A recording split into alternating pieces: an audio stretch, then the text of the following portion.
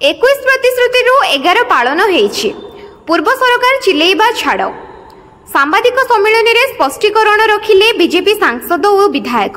केवल विरोधी दल जनता को कही चली कि राज्य में विकास होई नहीं। सेही माने जेते चिल्लेई चली भी वर्तमान राज्य बीजेपी सरकार एक वर्ष मध्य निजर प्रतिश्रुति पालन करिसेंती।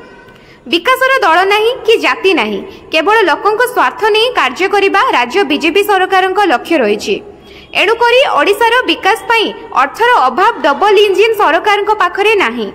यह जे चाष जमी को आग्रह सृष्टि करिबा, दादन श्रमिक संख्या ह्रास उपरे ध्यान नहीं शिल्प प्रतिष्ठा उपरे राज्य सरकार दृष्टि रखिछंती।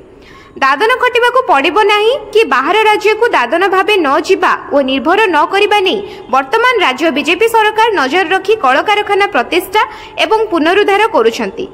आगामी दिन में गंजाम जिले में शिल्प प्रतिष्ठा करी जमी को मुह फेराउथिबा श्रमिक और चाषी को नहीं विभिन्न प्रकार योजना उपरे केंद्र में मोदी सरकार ओडिशा सरकार को सर्वदा साहाय्य करने को प्रतिश्रुति देइछंती एवं पूरण करिछंती।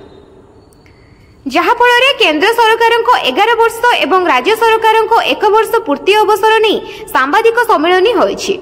सेही भली 1 वर्ष मध्य गत सरकार अमल जहाँ होई नथिला ताहा 1 वर्ष मध्य डबल इंजिन सरकार समस्त योजना को लोकों पाखरे पहुंचाइबा बीजेपी विधायक पूर्णचंद्र सेठी और प्रताप चंद्र नायक आज सांबादिक सम्मेलन में कहिसेंती।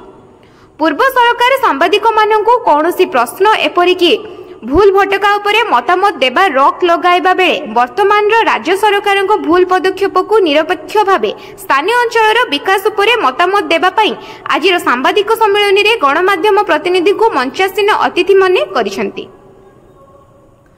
आस्का घुमुसर बीजेपी सांगठनिक जिला गंजाम सांबादिक सम्मेलन हिंजिलीकाटू बीजेपी कार्यालय ठारे होई जायछि। सांगठनिक जिला सभापति विजय स्वाई, मुख्य अतिथि आसिका सांसद अनिता शुभदर्शिनी, खलिकोट विधायक पूर्णचंद्र सेठी, हिंजिली विधायक प्रार्थी शिशिर मिश्र, कवि सूर्यनगर विधायक प्रताप चंद्र नायक द्वारा यह सांबादिक सम्मेलन करा जायछि।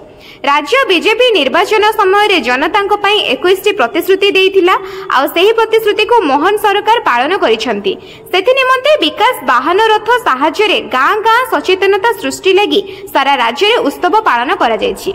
सेहीपरि ओडिशार जनता 11 प्रतिश्रुति पालन करा जायछि एवं आगामी दिन में बाकी सबुतक प्रतिश्रुति पालन सहित गंजाम जिले में खूब शीघ्र शिल्प प्रतिष्ठा करा जाई संपूर्ण दादन श्रमिकों दूर नहेले मध्य दादन संख्या कमाइबा उपरे ध्यान देबा राज्य बीजेपी सरकार लक्ष्य रखिथिबा आसिका सांसद अनिता शुभदर्शिनी सांबादिक सम्मेलन में कहिसेंती।